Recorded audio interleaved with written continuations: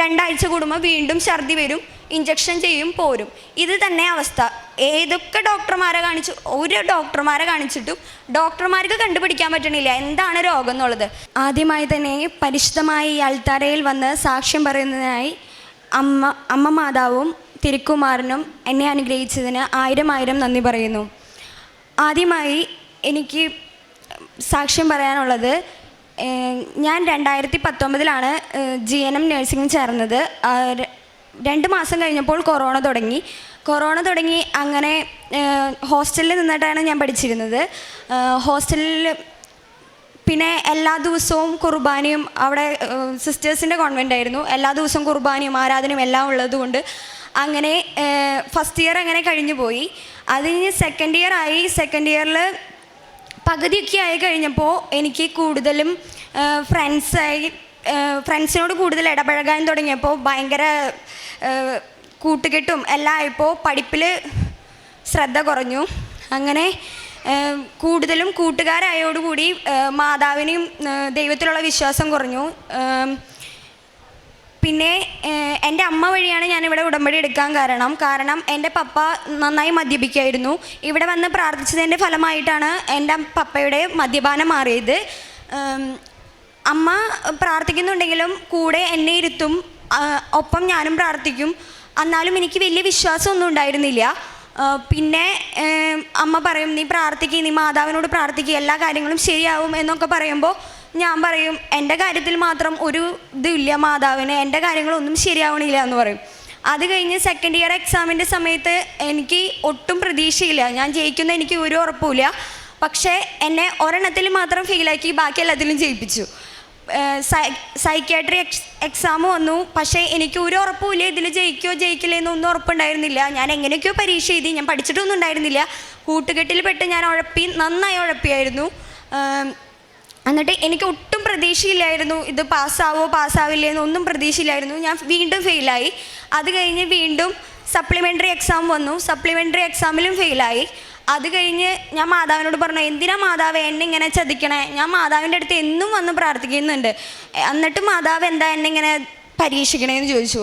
അപ്പോഴൊന്നും എനിക്ക് മനസ്സിലാവണില്ല എന്തുകൊണ്ടാണ്. ഉടമ്പടി അപ്പോഴും ഞാൻ എടുത്തിട്ടില്ല, ഓൺലൈൻ ഉടമ്പടിയിലൂടെയാണ് ഞാൻ നീങ്ങിക്കൊണ്ടിരുന്നത്. പിന്നെ ഞാൻ ഫെയിലായത് കണ്ടപ്പോൾ അമ്മ പറഞ്ഞു, നീ ഒരു ഉടമ്പടി എടുക്കുമ്പോൾ എല്ലാ കാര്യങ്ങളും ശരിയാവും, നീ ഉടമ്പടി എടുക്കാൻ പറഞ്ഞ് ഞാൻ ഉടമ്പടി എടുത്തു. ഉടമ്പടി എടുത്തു കഴിഞ്ഞപ്പോൾ എൻ്റെ ജീവിതത്തിൽ വളരെയധികം മാറ്റങ്ങൾ സംഭവിച്ചു. കാരണം എന്താണെന്ന് വെച്ച് കഴിഞ്ഞാൽ, ഞാൻ ഉടമ്പടി എടുക്കുന്നതിന് മുൻപ് എങ്ങനെയായിരുന്നോ അതിനേലും ഭയങ്കര ഡിഫറൻ്റായി ഞാൻ ഉടമ്പടി എടുത്തതിന് ശേഷം. ഉടമ്പടി എടുക്കുന്നതിന് മുൻപേ എങ്ങനെയാണെന്ന് വെച്ച് കഴിഞ്ഞാൽ, പപ്പ എന്തെങ്കിലും പറയും, അതിന് ഓപ്പോസിറ്റ് നേരെ വിപരീതം ഞാൻ അങ്ങോട്ട് പറയും. അങ്ങനെയൊക്കെയായിരുന്നു, തർക്കുത്തരം പറയും. പിന്നെ വീട്ടിൽ അമ്മാമ്മ ഉണ്ടായിരുന്നു. അമ്മാമ്മമാരുള്ള വീടുകളിൽ പറയേണ്ട ആവശ്യമില്ലല്ലോ, ഞാൻ പറയേണ്ട തന്നെ നിങ്ങൾക്ക് മനസ്സിലാവും. എങ്ങനെയാണെന്ന് വെച്ച് കഴിഞ്ഞാൽ, അമ്മാമ്മ തൊട്ടേനും പിടിച്ചതിനും ഒക്കെ വഴക്ക് പറയാനേ. പിന്നെ അങ്ങോട്ട് തിരിയാൻ പാടില്ല, ഇങ്ങോട്ട് തിരിയാൻ പാടില്ല, എല്ലാത്തിനും എൻ്റെ കുറ്റങ്ങൾ മാത്രം കണ്ടുപിടിക്കും. പിന്നെ ഇരുന്ന് ശപിച്ചുകൊണ്ടേയിരിക്കും. അപ്പം ഇതൊക്കെ കാണുമ്പോൾ എനിക്ക് ഭയങ്കര ദേഷ്യവും, എല്ലാവരോടും ഭയങ്കര ദേഷ്യം വരുന്ന ഒരു കൂട്ടത്തിലായിരുന്നു. പിന്നെ ഉടമ്പടി എടുത്തു കഴിഞ്ഞപ്പോൾ ഞാൻ വളരെയധികം മാറി. ആരോടൊന്നും മിണ്ടില്ല. പിന്നെ എന്താ പറയുക, പെട്ടെന്ന് തർക്കുത്തരം പറയുക അങ്ങനെയൊന്നും ചെയ്യില്ലായിരുന്നു. അങ്ങനെ ഇരിക്കുമ്പോഴാണ് ഇവിടെ അഖണ്ഡ ജപമാല വന്നത്. അഖണ്ഡ ജപമാലയിൽ പങ്കെടുക്കുകയും കൃപാസനം മുതൽ ആർത്തുങ്കൽ പള്ളി വരെ ചെരുപ്പിടാതെ നടന്ന് അഖണ്ഡ ജപമാലയിൽ പങ്കെടുത്തതിൻ്റെ ഫലമായി സെക്കൻഡ് ഇയറിലെ സൈക്യാട്രി എക്സാമിൽ ഞാൻ പാസ്സായി. അത് കഴിഞ്ഞ് എൻ്റെ കൂടെയുള്ള എല്ലാവരും പാസ്സായിപ്പോയി. അപ്പോഴും എൻ്റെ കൂട്ടുകാരും ഞാൻ അത്രയധികം എന്താ പറയുക, അവർക്ക് വേണ്ട കാര്യങ്ങൾ ചെയ്തു കൊടുക്കുകയും അവരെ ഹെൽപ്പ് ചെയ്യുകയും എല്ലാ കാര്യങ്ങളും ചെയ്തിരുന്നു. പക്ഷേ അവരൊരാൾ പോലും ഞാൻ ഫെയിലായപ്പോൾ എന്നെ വിളിക്കുകയോ പറയുകയോ ഒന്നും എന്നെ ചെയ്തില്ല. അപ്പോൾ എനിക്ക് മനസ്സിലായി, എൻ്റെ കൂടെ എൻ്റെ മാതാവ് മാത്രമേ ഉണ്ടാവുള്ളൂ. നമ്മുടെ കൂടെ ചിരിക്കുമ്പോൾ കുറേ പേരുണ്ടാവും, കരയുമ്പോഴോ എൻ്റെ കൂടെ കൃപാസന മാതാവ് മാത്രമേ ഉണ്ടായിരുന്നുള്ളൂ. അത് കഴിഞ്ഞ് തേർഡ് ഇയർ എക്സാം വന്നു. തേർഡ് ഇയർ എക്സാമിനെന്ന് വെച്ച് കഴിഞ്ഞാൽ ഞാനും വേറൊരു കുട്ടി മാത്രമേ ഫെയിലായിട്ടുണ്ടായിരുന്നുള്ളൂ. ഞങ്ങൾക്ക് 2 പേർക്കായിട്ടായിരുന്നു എക്സാം. തിയറി എല്ലാം എഴുതി കഴിഞ്ഞു. പ്രാക്ടിക്കൽ വന്നപ്പോൾ കമ്മ്യൂണിറ്റി എക്സാമാണ് ഫസ്റ്റ് വന്നത്. കമ്മ്യൂണിറ്റി എക്സാമിൽ എങ്ങനെയായിരുന്നു എന്ന് വെച്ച് കഴിഞ്ഞാൽ, ഓരോ വീടുകളിൽ പോയി 45 മിനിറ്റ് ഉണ്ടാവും. അതിൽ ഇങ്ങനെ എഴുതണം, അവരുടെ വീട്ടിലത്തെ ഡീറ്റെയിൽസ് ഫുൾ എഴുതണം. മെഡിക്കൽ ഫീൽഡിലുള്ള ഓരോ കുട്ടികളോടും ചോദിച്ചാൽ അറിയാം.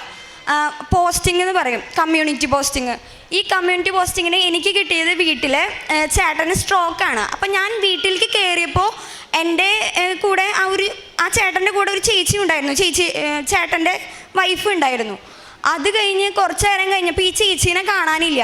എനിക്കാണെങ്കിൽ 45 മിനിറ്റിനുള്ളിൽ ഈ വീട്ടിലെ എല്ലാ കാര്യങ്ങളും ഫുൾ ഡീറ്റെയിൽ എഴുതണം, പേര്, വയസ്സ്, ഈ ചേട്ടന് എന്താണ് പറ്റിയത് ഫുൾ എഴുതി തീർക്കണം. പക്ഷെ എനിക്കിതൊന്നും എഴുതാൻ സാധിക്കുന്നില്ല. 45 മിനിറ്റ് എൻ്റെ കയ്യിലുള്ളൂ. ഞാൻ എന്ത് ചെയ്യും? ഈ ചേട്ടനാണെങ്കിൽ ഈ ചേട്ടൻ്റെ രീതിയിൽ ഭാര്യനെ വിളിക്കുന്നുണ്ട്, പക്ഷേ ഈ ചേച്ചി എവിടെയാണെന്ന് പോലും എനിക്കറിയില്ല. അത്രയും നേരം അവിടെ ഉണ്ടായിരുന്ന ചേച്ചീനെ ഒരു നിമിഷം കൊണ്ട് ആ ചേച്ചീനെ കാണാനില്ല. ഞാൻ എന്ത് ചെയ്യും? എനിക്ക് ഒന്നും ചെയ്യാനില്ല. എക്സാമിനർ വന്ന് എൻ്റെ അടുത്ത് നിൽക്കുക, എനിക്ക് എന്ത് ചെയ്യാൻ പറ്റും? ഞാൻ പേപ്പറിൽ ഒന്നും എഴുതിയിട്ടില്ല. അത് കഴിഞ്ഞ് അപ്പോൾ ആ ചേച്ചി എങ്ങനെയോ എവിടേക്കൊക്കെ പോയി വന്നു.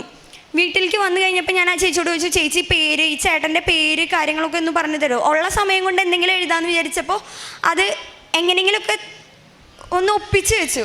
അത് കഴിഞ്ഞ് എക്സാമിനർ എൻ്റെ അടുത്തേക്ക് വന്നു ചോദിച്ചു, എന്താ ഡെർലിനെ ഒന്നും എഴുതാത്തതെന്ന് ചോദിച്ചു. അപ്പോൾ ഞാൻ പറഞ്ഞു, മാം ഇവിടെ ഈ ചേച്ചി ഉണ്ടായിരുന്നില്ല, അതുകൊണ്ടാണ് എഴുതാതിരുന്നതെന്ന് പറഞ്ഞു. അപ്പോൾ അത് കഴിഞ്ഞ് എക്സാമിനർ പോയി കഴിഞ്ഞിട്ട് എൻ്റെ കയ്യിൽ എൻ്റെ പൗച്ചിൻ്റെ ഉള്ളിൽ ഉപ്പും കൃപാസന മാതാവിൻ്റെ ഒരു ഫോട്ടോയാണ് ഉണ്ടായിരുന്നത്. ഞാൻ എക്സാമിന് വന്നതാണെന്നല്ല എനിക്ക് തോന്നിയത്, പക്ഷേ ഞാൻ കൃപാസന മാതാവിനെ കുറിച്ച് അവർക്ക് ഇങ്ങനെ പറഞ്ഞു കൊടുക്കായിരുന്നു. സ്ട്രോക്ക് വന്ന വീട്ടിലേക്ക് കയറി ചെന്നിട്ട് എനിക്ക് എക്സാം എഴുതേണ്ട സമയത്ത് ഞാൻ കൃപാസന മാതാവിനെ കുറിച്ച് ഓരോ കാര്യങ്ങൾ ഇങ്ങനെ വിവരിച്ചുകൊണ്ടിരിക്കുകയും പിന്നെ ഈ എൻ്റെ കയ്യിലുണ്ടായിരുന്ന കൃപാസന മാതാവിൻ്റെ ഫോട്ടോ കൊടുക്കുകയും ചെയ്തു. അത് എനിക്ക് ഒരു ഉറപ്പില്ല, ഞാൻ ഈ പ്രാക്ടിക്കൽ എക്സാം ജയിക്കുന്ന എനിക്ക് ഒരു ഉറപ്പുണ്ടായിരുന്നില്ല. അങ്ങനെ എല്ലാം ഡൗൺ ആയി. പ്രാക്ടിക്കൽ ചെയ്യാനായിട്ട് കിട്ടിയത് എനിക്ക് BP നോക്കലായിരുന്നു. BPയിൽ ഫുൾ തെറ്റിച്ചു.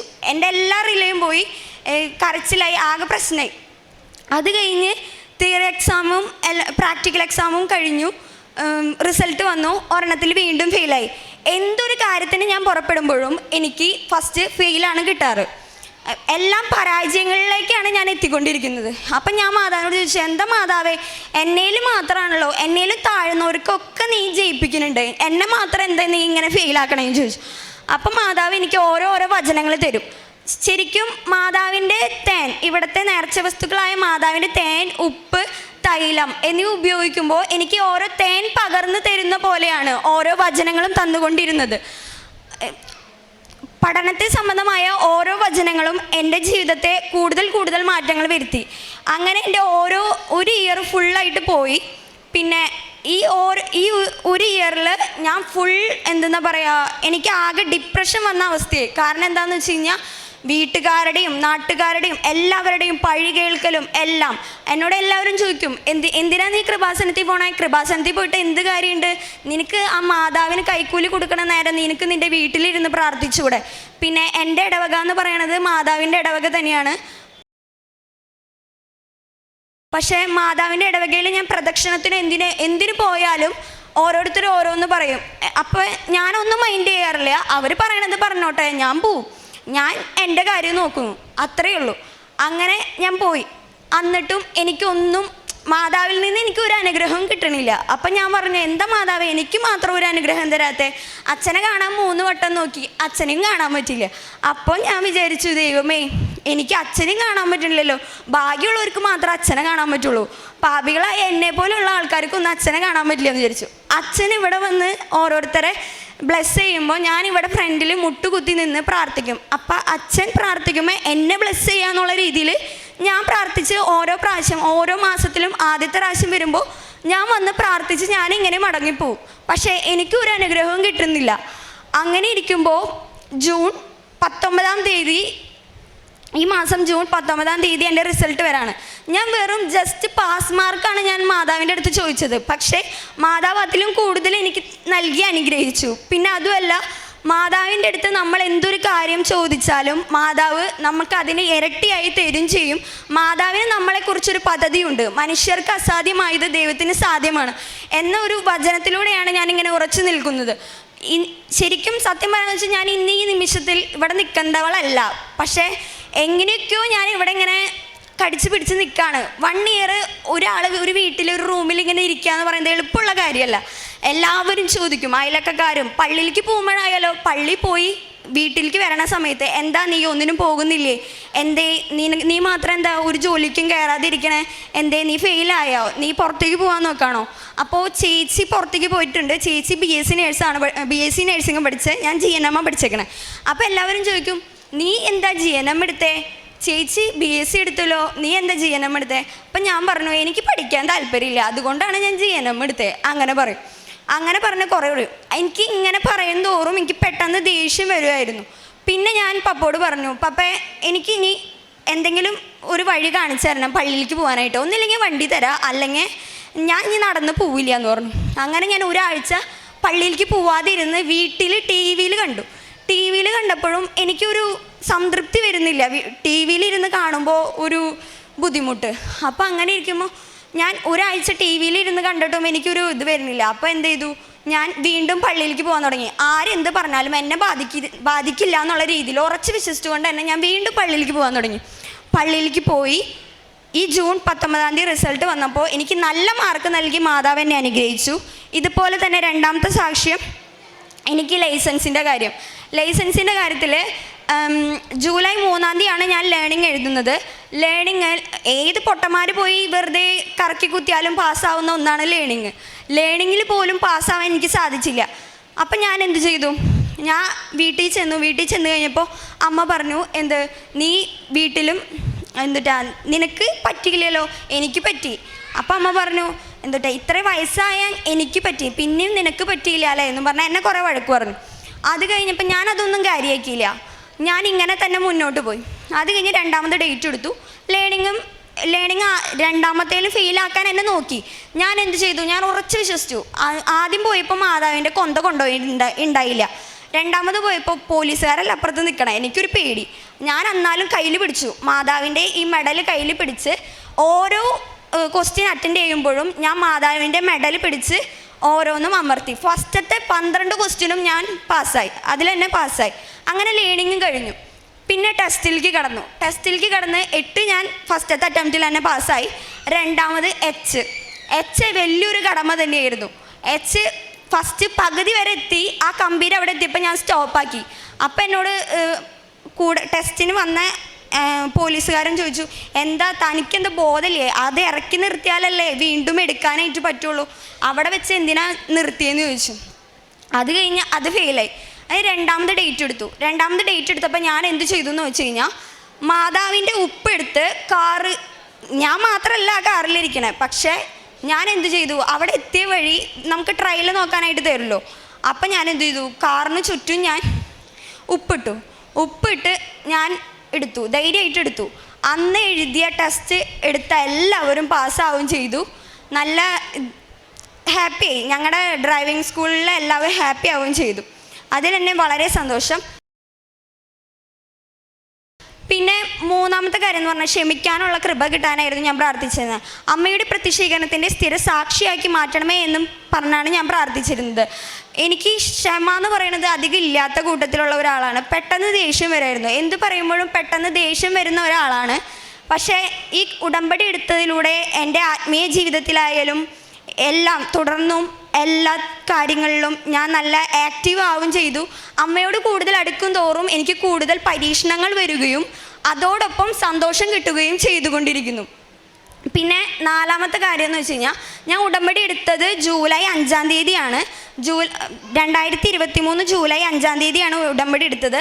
അന്ന് ഞാൻ ഇവിടെ വരുമ്പോൾ എൻ്റെ അമ്മയ്ക്ക് ഭയങ്കര ഛർദി, വീട്ടിലെത്തിയിട്ടും ഭയങ്കര ഛർദി. അപ്പം ഞാൻ ഉടമ്പടിയിൽ വെച്ചു, എന്താവോ എൻ്റെ അമ്മയ്ക്ക് ഭയങ്കര ഛർദിയാണല്ലോ എന്ന് വിചാരിച്ച് ഞാൻ അമ്മയുടെ പേര് എഴുതിയിട്ട് ഉടമ്പടിയിൽ വെച്ചു. എൻ്റെ അമ്മയുടെ ഛർദി മാറ്റണേ മാതാവേ എന്ന് പറഞ്ഞ് പ്രാർത്ഥിച്ചു. എന്താ കാരണം എന്നൊന്നും അറിയില്ല. വീട്ടിലെത്തി വീണ്ടും ഛർദി തുടങ്ങി. ഗവൺമെൻറ് ഹോസ്പിറ്റലിൽ പോവും, ഇഞ്ചക്ഷൻ ചെയ്യും, പോരും. പിന്നെ 2 ആഴ്ച കൂടുമ്പോൾ വീണ്ടും ഛർദി വരും, ഇഞ്ചക്ഷൻ ചെയ്യും, പോരും. ഇത് തന്നെ അവസ്ഥ. ഏതൊക്കെ ഡോക്ടർമാരെ കാണിച്ചിട്ടും ഡോക്ടർമാർക്ക് കണ്ടുപിടിക്കാൻ പറ്റണില്ല എന്താണ് രോഗം എന്നുള്ളത്. സാധാരണ വെള്ളം പോലെ ഛർദ്ദിച്ചുകൊണ്ടിരുന്ന ആൾ പച്ച കളറ് ഇങ്ങനെ കളറുകളിലായി ഛർദ്ദിക്കാൻ തുടങ്ങൽ. അപ്പം എനിക്കാകെ പേടിയായി, ദൈവമേ ലിവറിനെങ്ങാനും വല്ല കംപ്ലൈൻറ്റോ അങ്ങനെ എന്തെങ്കിലും ഉണ്ടോ എന്ന് വിചാരിച്ചു. അങ്ങനെ ആസ്റ്റർ മെഡിസിറ്റിയിൽ കൊണ്ടുപോയി എൻഡോസ്കോപ്പി കൊളോണോസ്കോപ്പി എല്ലാ എല്ലാ ഇതുകളും ചെയ്തു, സ്കാനിങ്ങും കാര്യങ്ങളൊക്കെ ചെയ്തു. പക്ഷെ എന്താണ് രോഗം എന്ന് കണ്ടുപിടിക്കാൻ സാധിക്കണില്ല. അപ്പം ഞാൻ അമ്മോട് പറഞ്ഞേ, അമ്മേ നമുക്ക് മാതാവിൽ വിശ്വാസമില്ലേ, എല്ലാ ദിവസവും നമുക്ക് കുടുംബ പ്രാർത്ഥന കഴിയുമ്പോൾ നമുക്ക് ഓരോ ഗ്ലാസ് വെള്ളം എടുത്തിട്ട് അതിലേക്ക് ഉപ്പും തേനും തൈലം ഇവിടുത്തെ നേർച്ച വസ്തുക്കളായ ഓരോന്നും നമുക്ക് അതിൽ ഉപയോഗിച്ച് കുടിക്കാമെന്ന് പറഞ്ഞു. അങ്ങനെ ഉപയോഗിക്കാൻ തുടങ്ങി. പിറ്റത്തെ 2 ആഴ്ച കഴിഞ്ഞതിന് ശേഷം പിന്നെ അമ്മ ഛർദ്ദിച്ചിട്ടേ ഇല്ല. ആ ഛർദി എന്ന് പറഞ്ഞ രോഗം, ഛർദ്ദിക്കാന്ന് പറഞ്ഞു കഴിഞ്ഞാൽ ഭയങ്കര ബുദ്ധിമുട്ടായിരുന്നു അമ്മയ്ക്ക്. ഭയങ്കര എന്താ പറയുക, മരണവെപ്രാളം കാണിക്കില്ല, അതുപോലെയായിരുന്നു. ഞങ്ങൾക്ക് പുലർച്ചെ 2 മണിക്കും 3 മണിക്കൊക്കെ എണീറ്റിരുന്ന് ഛർദ്ദിക്കുക, ഉറക്കൊളിച്ചിരുന്ന് ഛർദ്ദിക്കുക. അപ്പം ഞങ്ങൾക്ക് തന്നെ ആകെ ഒരു പേടിയായിരുന്നു, എന്തുകൊണ്ടാണ് ഇങ്ങനെ ഛർദ്ദിക്കണേ എന്നുള്ളത്. അങ്ങനെ പ്രാർത്ഥിച്ച് അമ്മ മാതാവ് ഞങ്ങളെ അനുഗ്രഹിച്ചു. അമ്മ പിന്നെ ഇതുവരെയായിട്ടും ഛർദ്ദിച്ചിട്ടില്ല. പിന്നെ കാരുണ്യ പ്രവർത്തികൾ എന്ന് പറയുന്നത്, എൻ്റെ വീടിൻ്റെ അടുത്ത് ഒരു അഭയഭവനുണ്ട്. ആ അഭയഭവനിൽ പോയി രോഗികളെ സന്ദർശിക്കുകയും അവർക്ക് വേണ്ട ആഹാരങ്ങൾ വാരിക്കൊടുക്കുകയും പിന്നെ അവരെ കുളിപ്പിക്കുകയും നഖം വെട്ടിക്കൊടുക്കൽ എല്ലാ കാര്യങ്ങളും ഞാൻ ചെയ്യുമായിരുന്നു. പിന്നെ ബൈബിള് വായിക്കാനായിട്ട് എനിക്ക് ആദ്യമൊക്കെ മടിയായിരുന്നു. പിന്നെ എനിക്കിപ്പോൾ ബൈബിള് വായിക്കാന്ന് പറയുന്നത് ഭയങ്കര ഇൻട്രസ്റ്റ് ആയി. ഓരോ വചനങ്ങളും എനിക്ക് ഓരോന്ന് പഠിച്ചു തുടങ്ങി. പിന്നെ വീട്ടിൽ പാവപ്പെട്ടവരൊക്കെ വരുമ്പോൾ അവരെ സഹായിക്കാൻ തുടങ്ങി. പിന്നെ ഇവിടുന്ന് വാങ്ങിച്ചുകൊണ്ട് പോണ പത്രങ്ങൾ ഞാൻ കൂടുതലും ഹിന്ദുക്കൾക്കാണ് കൊടുക്കുക. ക്രിസ്ത്യാനികൾക്ക് കൊടുക്കുമ്പോൾ എങ്ങനെയാണെന്ന് വെച്ച് കഴിഞ്ഞാൽ അവരെന്നെ ചീത്ത പറയാറുണ്ട്. ഹിന്ദുക്കൾക്ക് കൊടുക്കുമ്പോൾ അവർ തൊഴുതിട്ടാണ്, അവരുടെ രീതിയിൽ അവർ തൊഴുതിട്ടാണ് നമ്മുടെ കയ്യിൽ നിന്ന് വാങ്ങുക. പക്ഷേ ക്രിസ്ത്യാനികൾക്ക് കൊടുക്കുമ്പോൾ എനിക്ക് പലവട്ടവും ചിലവരുടെ കയ്യിൽ നിന്നൊക്കെ ചീത്ത കേട്ടിട്ടുണ്ട്. പള്ളിയിലെ വലിയ ആളൊക്കെ ആയിരിക്കാം, പക്ഷേ എനിക്ക് അവരുടെ കയ്യിൽ നിന്ന് ചീത്തയൊക്കെ കേട്ടിട്ടുണ്ട്. എന്നാലും ഞാനത് മാതാവിനെ ഏൽപ്പിക്കും. മാതാവിനെ എന്ത് ഏൽപ്പിച്ചാലും നമുക്ക് മാതാവ് എപ്പോഴാണോ നമുക്ക് തരാൻ ഉദ്ദേശിക്കുന്നത് അത് നടന്നിരിക്കും, അത് ഉറപ്പാണ്. എൻ്റെ ജീവിതത്തെ വെച്ച് നോക്കുകയാണെങ്കിൽ എന്നെ പോലെ ആയിരിക്കും നിങ്ങൾ ഓരോരുത്തരും. ഞാൻ ഓരോ സാക്ഷ്യങ്ങളും കേൾക്കുന്നത്. പക്ഷേ പപ്പയ്ക്ക് എതിർപ്പാണ്. കൃപാസനത്തിലൊന്നും വലിയ വിശ്വാസമൊന്നും ഉണ്ടായിരുന്നില്ല. ആദ്യമൊന്നും വലിയ വിശ്വാസമൊന്നും ഉണ്ടായിരുന്നില്ല. ഇപ്പോൾ ചെറുതായിട്ടൊക്കെ വിശ്വാസം വന്നുകൊണ്ടിരിക്കുന്നു. പപ്പ കാണാണ്ട് ഞങ്ങൾ എന്ത് ചെയ്യുന്നു വെച്ച് കഴിഞ്ഞാൽ ചായയിൽ തേനൊക്കെ ഒഴിച്ചു കൊടുക്കും, പിന്നെ ഉപ്പ് ചോറിലിട്ട് കൊടുക്കും, അങ്ങനെയൊക്കെ ചെയ്യുമായിരുന്നു. ഇപ്പോൾ പപ്പയും വിശ്വാസത്തേക്ക് വന്നു തുടങ്ങി. ഇടയ്ക്കൊക്കെ പപ്പ കൃപാസനത്തിൻ്റെ സാക്ഷ്യങ്ങളൊക്കെ കേൾക്കുമ്പോൾ പപ്പ പറയും, എന്തിനാ ഇതൊക്കെ കേൾക്കണം, ഇതിൻ്റെ ഒന്നും ആവശ്യമില്ല, സ്വന്തം വീട്ടിലിരുന്ന് പ്രാർത്ഥിച്ചാൽ പോരെ, എന്തിനാ ഇതൊക്കെ കേൾക്കണേന്ന് ചോദിക്കും. പക്ഷേ ഞാൻ എന്ത് ചെയ്യും, പപ്പ ഇങ്ങനെ പറയണത് കാരണം എനിക്കൊരു ദേഷ്യം വരും. അപ്പം ഞാൻ എന്ത് ചെയ്യും, പപ്പ ഉറങ്ങിക്കഴിയുമ്പോൾ ഞാൻ എന്ത് ചെയ്യും, ഞാൻ എൻ്റെ റൂമിൽ കയറി മൊബൈൽ ഓൺ ചെയ്ത് വെച്ച് ഞാൻ കേൾക്കും. എല്ലാ ചൊവ്വാഴ്ചകളിലും ഞാൻ അച്ഛൻ്റെ ക്ലാസ് കേൾക്കും. പിന്നെ ഇവിടെ ഓരോ പ്രാവശ്യം വന്നു പോകുമ്പോഴും ഒരു പോസിറ്റീവ് എനർജിയാണ് എനിക്ക് കിട്ടുക. എങ്ങനെയാണെന്ന് വെച്ച് കഴിഞ്ഞാൽ പുറത്തേക്ക് കിടക്കുമ്പോൾ നമുക്ക് ഫുൾ നെഗറ്റീവായിരിക്കും, ആരോടൊന്നും മിണ്ടില്ല, അങ്ങനെയുള്ളൊരു അന്തരീക്ഷമായിരിക്കും. പക്ഷേ ഇവിടെ വന്നു കഴിയുമ്പോൾ എങ്ങനെയാണെന്ന് എനിക്കറിയില്ല, എന്തെന്നാ പറയുക, ഭയങ്കര ഫ്രീ ആണ്. ഞാൻ ഭയങ്കര ഹാപ്പിയാണ്. എല്ലാവരുടെ മുന്നിൽ ചിരിച്ച് കാണിച്ചും എല്ലാവരോടും വർത്താനം പറഞ്ഞും എനിക്ക് ഭയങ്കര ഒരു ഹാപ്പി മൂഡായിരിക്കും. ഇവിടെ വരുമ്പോൾ എനിക്ക് 1000 അനുഗ്രഹങ്ങൾ തന്ന അമ്മ മാതാവിനും തിരുക്കുമാരനും 1000 നന്ദി പറഞ്ഞുകൊണ്ട് ഞാൻ നിർത്തുന്നു.